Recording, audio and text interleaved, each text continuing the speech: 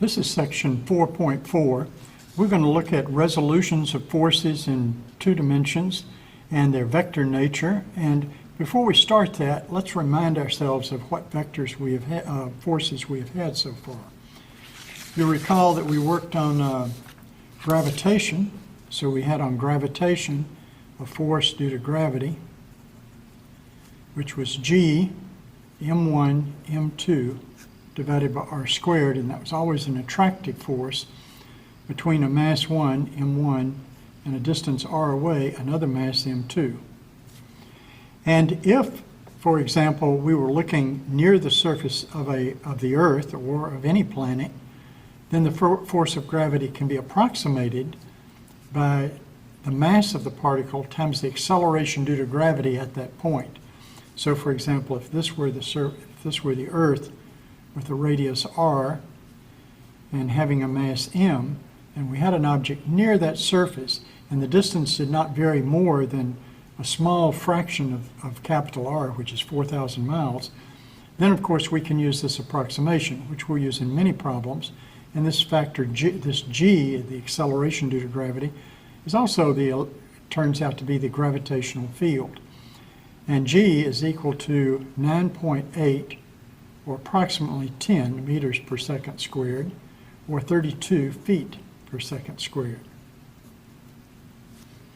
Okay, that's the gravitational force. The electrical force, I should have said F electrical, is given by K, charge on the first particle, charge on the second divided by r squared, where this constant K is actually equal to a term called 1 over 4 pi epsilon naught, and has the numerical value of K of very close to 9 times 10 to the ninth, or 9e to the ninth. And so this gives us our electrical force between two electrical charges. And you'll notice the great similarity between the electrical and the gravitational force. After we did those, we talked about the strong and the weak forces, but they do not really have a good form for their force that's nice and simple. We also talked some about the electrical force, but we will omit that for right now because we're concentrating on resolving forces and understanding problems with vector forces. We then talked about the force due to friction. And the force of friction, you recall, was mu, and that's a constant, either the static or dynamic coefficient of friction times the force that's perpendicular to the surface. And this force of friction, for example, if you have a block that's sitting on another surface, what we're really looking at is how much this surface is pushed against that one. That's what this force is, this normal force. And then the force with which we have to pull it to maintain a constant velocity is this force of friction when we're dragging this across the floor. We also talked about the force of a spring, also called Hooke's law, which is minus k times x. So if we have a spring, it's attached to a wall, we have a mass over here, and we take that spring and either expand it or compress it by some distance x, then the force is in the opposite direction and is proportional to how much we displace it. We also talked about the force centripetal, and that centripetal force is m times v squared over r, so obviously v squared over r is the centripetal acceleration. We talked about also the force of tension, and that's just the force that exists in a rope or something that's pulling something. If we pull here with the force F, then we find that there's a force F here which is equal to the tension in the rope all along, and that's an electrostatic force. So this is electrostatic, this is electrostatic, this is electrostatic, and this is what is called a force that is artificial, or it's a result of the coordinate system that we're in. Okay, now let's take these forces and begin to work some problems. The first one we're going to work is relatively simple. It's called Atwood's machine, and we're going to there look at the force of tension. An Atwood's machine uses that force of gravity that we just looked at, and the Atwood's machine is not much of a machine, in the vision that we would think of it. It has a mass M1 and a mass M2 that hang over one another, over this pulley.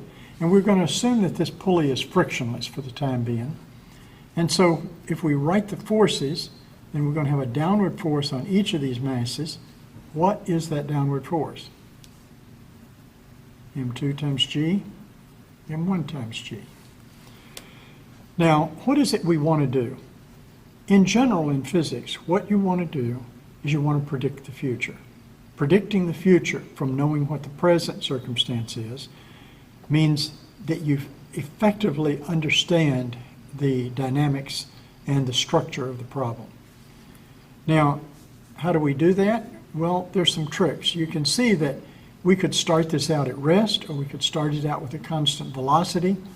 And of course, our standard equations will work, but there's a trick to this. It looks like a two-dimensional problem, but it's actually one-dimensional. Why is that? Well, we could take a reference point here and look at the distance x, that this mass is away from this reference point 0. And of course, if the mass gets up here, it would be minus x for this point right here. And therefore, you see that we could specify the position of this pair of masses with a single number. Now, what that means is the problem is one-dimensional. Remember, the dimension of a space is the number of numbers you need to specify a point in the space. So what we can do then is we can say, how do we visualize this in one dimension? The answer is you lay the problem out like this. Here's M1, here's M2. We've stretched it out on one dimension now. And we know that there's a force this way of M2G, a force this way of M1G. And the trick is then to think of this object here, since the string is not going to compress, because it's got the two masses keeping it tense the whole time. In fact, there's a force of tension going each way here. We can say, here is one object, and this one object has a mass, M1 plus M2. It acts like it has one mass, and it has a force to the right and a force to the left. So this mass has a net force of what? Well, the mass times its acceleration is going to be equal to the total force. And let's assume that this mass is greater, so we'd have M2G minus M1G. Or we could write the acceleration for the Atwood's machine as M2 minus M1 times G over M2 plus M1. And now you can very quickly check, which you should do with all of your problems, that they work in normal circumstances.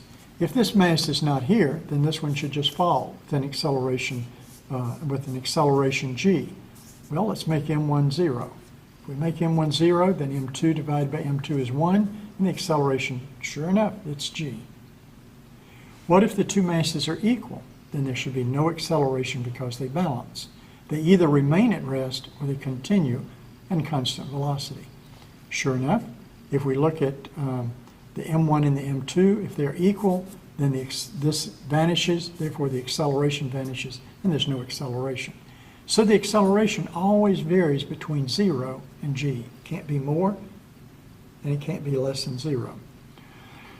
Okay, given that acceleration, you can now work these standard problems that we have. You recall that x final is equal to x initial plus velocity initial times time plus 1/2 at squared. That the velocity final is the velocity initial times the time. Velocity initial plus the acceleration times the time. And that we have that other equation that eliminates the time, and that equation is velocity final squared minus velocity initial squared is equal to twice the acceleration times the total distance you go. X final minus x initial, or what we usually just call the distance that we go. Either d or s, both of those are commonly used. And these three equations are the equations for constant acceleration, and they work for the Atwood's machine. So for example, if you have an Atwood's machine there, and let's work a definite problem, let's say M1 is equal to 4 kilograms, and M2 is equal to 8 kilograms, or let's say 9 kilograms. Then we can say, what is the acceleration of the system? The acceleration of the system would be M2, that'd be 9 minus 4, over 9 plus 4 times g. Or, equivalently, this would be 5 over 13 times g, or 10. 50 over 13 approximately. And that would give us our acceleration of the Atwood's machine. We could then proceed to plug it in here and work either for the final position, knowing the initial position and initial velocity. We could find the final velocity. We could find the time that it takes to get to a particular velocity, the time it takes to go to a particular distance. Or we can find the velocity and the distance it moves up to a final velocity using this equation here. Well, that problem is the Atwood's machine, and you should be able to work all of those problems with the Atwood's machine. Okay, the next area here is the inclined plane, and I want to work that both with friction and without friction. Oh, incidentally, there's one more thing I should do here. I should tell you how you compute the tension in this rope. The tension in the rope that holds these together is going to be pulling up here, it's going to be pulling up here. Each one of these pulls the rope, and the rope is pulled apart, so it has a tension in it. And if I take this mass, for example, I can look at this, after I solve this problem, I can say, okay, this object here, M2, has a downward force of M2G and an upward force of tension. And what do we know? We know that this is accelerating at this rate. So we know that the mass M2, let's write it up here, M2 times the acceleration is going to equal to the total force. Well, what is the total force? It's M2G minus tension. Therefore, we can solve that for the tension and very quickly and get the tension is equal to, bring this over here and this over here, M2 times G minus A. And we know what A is, so it's M2 times G times 1 minus 5/13. And that'll tell us what the tension is in that Atwood's machine. You can see what I did. I can say, now that we've worked the whole problem, let's look at one mass. It would just fall if it didn't have that upward tension. It's the upward tension from the other mass that's slowing it down. Therefore, we can just look at this mass all by itself and say M2G minus the tension is the total force. It must give us the mass times acceleration. Then we can solve for the tension and figure out what that is. Okay, now let's look at an inclined plane. Again, we're still on section 4.4.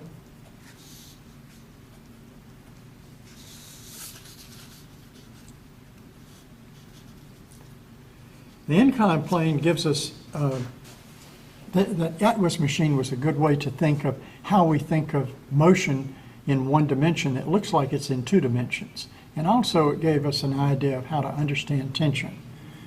This will give us a good understanding of how we resolve forces. And that's the reason that the Atwood's machine and the inclined plane are such standard problems. If we take a mass, let's say M, and it's on an inclined plane at an angle theta, then the first thing you have to be able to do is to resolve these forces. You can see that there's a downward force of mg. That's how the mass is pulled by gravity down toward the Earth. But if I think of this as broken over this way, then I could say, wow, this force is actually composed of two forces.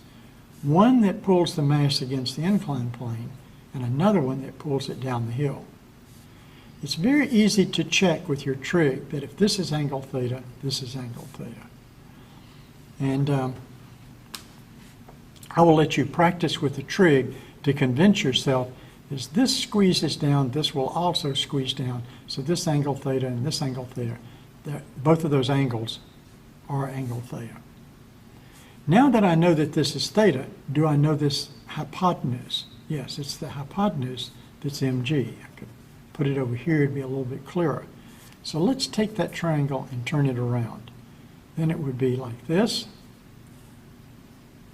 Angle theta, mg here. So now we know what this part is here. It's mg times cosine theta. And we know what the end is. It's mg sine theta. If we know the mass, we certainly know g. And if we know the angle, then we can compute the force both in what is called the normal direction, just like we had with friction, and the force that's going to move this thing down the inclined plane. Well, let's first assume that we would not have any friction. If that were the case, then what we could do is we could say, okay, if there's no friction, we don't have to worry about the normal force at all, because this is perfectly slick. And the thing that moves it down the hill is this force. So we can say, okay, I can make this up there. You can see that this side is equal to this side. This is going to be equal to mg sine theta. So we have a mass, m, times its acceleration is going to be equal to the force, which is what? Mg sine theta. Lo and behold, the mass cancels out. And so the acceleration is going to be g times sine theta. When theta is equal to 90 degrees, in other words, this thing is all the way up, of course the mass is just going to fall. And in that case, theta is equal to 90 degrees, sine theta is equal to 1, acceleration is equal to g. If this is an inclined plane that's almost flat, essentially an angle of 0, then the mass is not going to go anywhere. It's not, it's just flat. It's lying on the ground. Theta is equal to 0, the acceleration is equal to 0. You see how I always check these things in the extreme cases. Now that we have the acceleration, I can go back to what I had previously and look at these three equations here and solve those three equations using this constant acceleration here in this problem and find the position, velocity, and time at any time under any different given circumstance as this object slides down the hill. Often what you would do on the test is you would have a mass and it would start out maybe with some velocity either going up or going down, and then of course you would, if you would know what the velocity is up the hill or down the hill, that would be the initial velocity. Then you would just apply these formulas just like we've done before. Let's make this a little bit harder. Let's now take this problem with friction. Now if the problem has friction, and let's say we have a coefficient of friction mu, and we're going to let mu be some value, let's say 0.8, and let that be the dynamic, meaning it's the friction after the thing gets going. Well, what would that be like?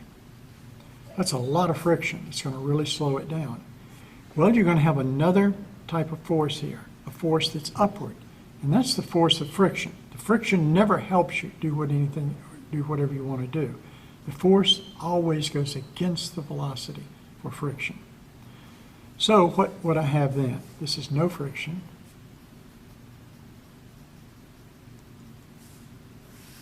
And now we'll have yes friction.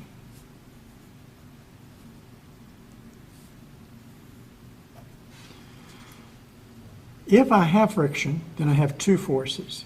And this force here, this upward force, is going to be mu times the force normal. Well, what is the force normal? This is the force normal, mg cosine theta. That's the force normal, the force perpendicular. So I'm going to have two forces. I can say now mass times acceleration, very much like this, is equal to the downward force, mg sine theta, minus the force of friction, because friction is slowing it down. So it's minus mu times the force perpendicular, but the force perpendicular is mg cosine theta. Now you'll notice again something really great happens. The mass cancels from the equation. It means that the same thing happens no matter what the mass is. You always get the same acceleration. Acceleration depends upon the angle. Another way of thinking that, if two skiers get on the slope, and if they have the same coefficient of friction, then their acceleration down the slope is going to be the same, even though one may weigh twice as much as the other, even with friction. And you'll notice that I say even with friction because it canceled out over here also. So our acceleration is what? It's g times sine theta minus mu cosine theta. Now if we had a given angle, maybe theta is equal to 25 degrees, then we can immediately come down here and say our acceleration is going to be 10, because remember that's what we use to approximate it. Sine of 25 minus 0.8 times cosine of 25. And you just work that out. It gives you your constant acceleration. And again, you use your constant acceleration in these three formulas here. Now you can go one more on this, one more level of difficulty, and I'm going to show you what that is very briefly. We could put a pulley here, and we could let this mass have a pulley that hangs over the edge to another mass, M2. That kind of combines it with an Atwood's machine, and it adds one more force. What force would it add?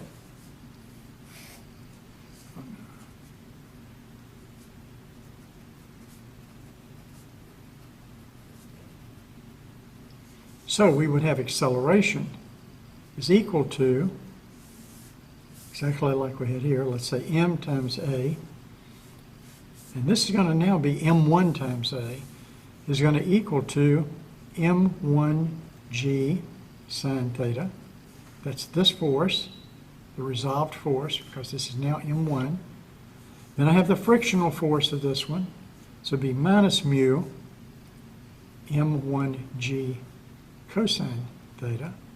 But now I've got another force, and what is that force? It pulls in the same direction as this. It opposes, so it's minus m2 times g. Now if we had that last one on an incline at some other angle, you would have m2g times the sine of theta 2. m2g sine of theta 2. See if you could do that. But anyway, after you do that, you can see the mass does not cancel anymore because we have two different masses involved, kind of like the Atwood's machine. This is kind of a more sophisticated Atwood's machine where we've taken one mass and put it on an incline. Anyway, what you should try to do is see if you can work these three equations right here, given the simple circumstance of one mass, then one mass with friction, then with two masses. And you can choose your two masses there. I've worked it all the way out here, so you only have to put it in your calculator. Over here, it's a little bit more complicated, but you just put the numbers in for two masses, and you've got it made. Okay, that's section 4.4. Oh, as another exercise, if I have this mass here, I could compute the tension that's in this wire, because the tension would be computed exactly like you would have over here with Atwood's machine. Incidentally, that tension is uniform throughout a rope. So the rope has tension the same throughout it at every point.